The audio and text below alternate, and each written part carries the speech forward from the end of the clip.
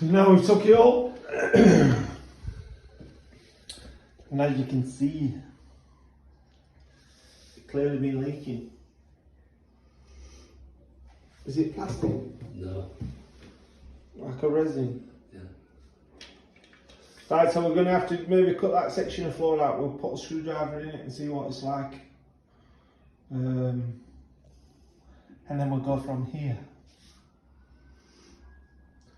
Don't really like the look of that, but what can we do? This is why you should never ever put a shower tray in after you tile. This is the reason. Oh, it's not good, is it? It's not good, it's falling through. Oh, it's not good. This is not good. Is that the floor? Yeah. This is what you find when you... That is the floor. So it's all rotten, Yeah. basically. Good job you did it, isn't it? Well, I would say that.